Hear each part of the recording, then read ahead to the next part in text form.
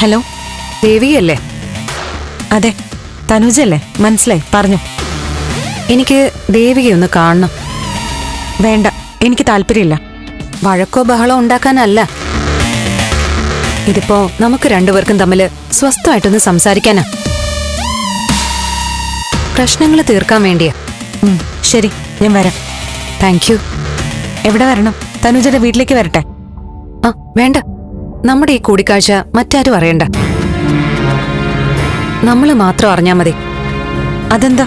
അത് വേറൊന്നും കൊണ്ടല്ല, എല്ലാവരും അറിഞ്ഞാ വീണ്ടും സംശയങ്ങളാവും. ഇതിപ്പോ നമുക്ക് സംസാരിക്കാം. എല്ലാം ഇന്നത്തോടെ സംസാരിച്ച് തീർക്കണം. ശരി, അങ്ങനെ ആവട്ടെ. എവിടെ കാണാന്ന് ദേവിക പറഞ്ഞോളൂ. തനുജയുടെ സൗകര്യം പോലെ എവിടെയാന്ന് പറഞ്ഞാ മതി. ഓക്കെ, എന്നാ ലൊക്കേഷൻ ഞാൻ മെസ്സേജ് ചെയ്യാം. ശരി.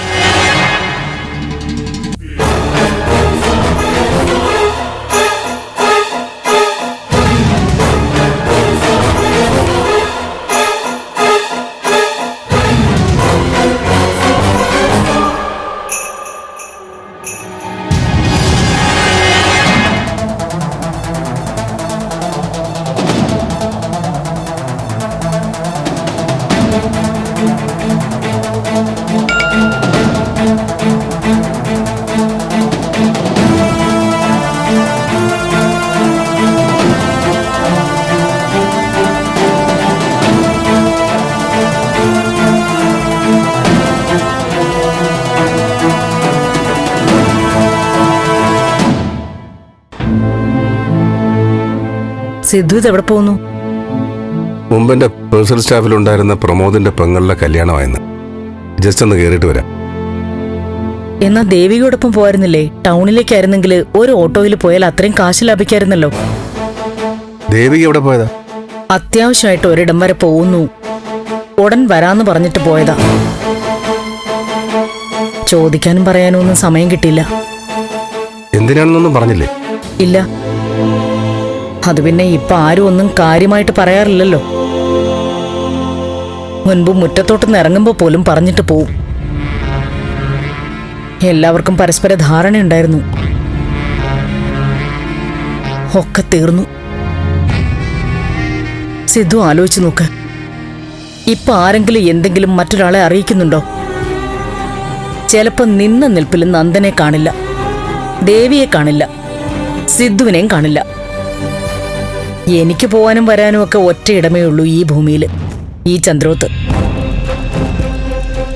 എല്ലാത്തിനും ഒരു ക്രമം വരുത്തണം സിദ്ധു. ദേവിക ബലരാമന്റെ വീട്ടിൽ പോയതാണെന്നുള്ളത് നമ്മളിപ്പോ അറിഞ്ഞതേ ഉള്ളൂ. ദേവിക അവിടെ ചെന്ന് സംസാരിച്ചതിന്റെ ദേഷ്യത്തിലല്ലേ ചന്ദ്രമതി ഇവിടെ വന്ന് പരിഭവം പറഞ്ഞത്? ദേവിക ഓരോന്ന് ചെയ്യുന്നത് ഇവിടുത്തെ നന്മ കരുതിയല്ലേ പ്രഭേ? അല്ലാന്നല്ല പറഞ്ഞത്. പക്ഷെ കാര്യങ്ങളൊക്കെ കൈവിട്ടു പോവല്ലേ? എല്ലാം ശരിയാവും, ഞാൻ പോയിട്ട് വരാം. സിദ്ധു, നമുക്കൊന്ന് മേരി തോമസിനെ കാണാം. അവരോടെല്ലാം പറയാം. അങ്ങനെ മാത്രമേ ഇതിനൊരു ശാശ്വത പരിഹാരം ഉണ്ടാവൂ. ഇല്ലെങ്കിൽ സിദ്ധു നോക്കിക്കോളൂ, ഒരു വലിയ ദുരന്തം ഇവിടെ നടക്കും. ആവശ്യമില്ലാത്ത സംസാരിച്ച് മുഷിയണ്ട. ബലരാമന്റെ മേരി തോമസിന്റെ മകളാണ് തനൂജ എന്നത് വലിയൊരു രഹസ്യം. അത് ആരും ആരോടും പറയാൻ പോകുന്നില്ല.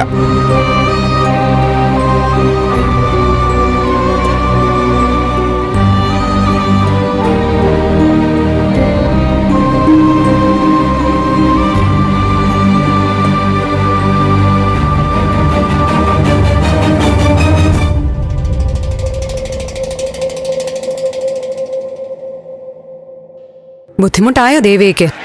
ബുദ്ധിമുട്ടാണെങ്കിലും തനൂജ വിളിച്ചാൽ വരാതിരിക്കാൻ പറ്റില്ലല്ലോ. ദേവികയെ പ്രയാസപ്പെടുത്തില്ലായിരുന്നു.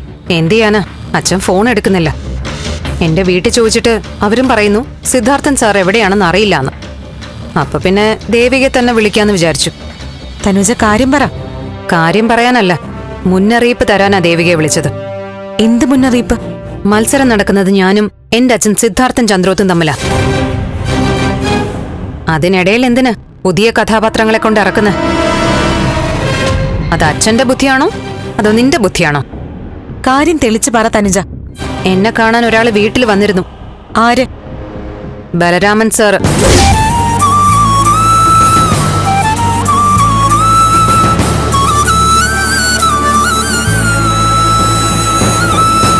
ഫ്ലവേഴ്സ് സ്മാർട്ട് ഷോ ഫെബ്രുവരി 15 ശനിയാഴ്ച ആരംഭിക്കുന്നു.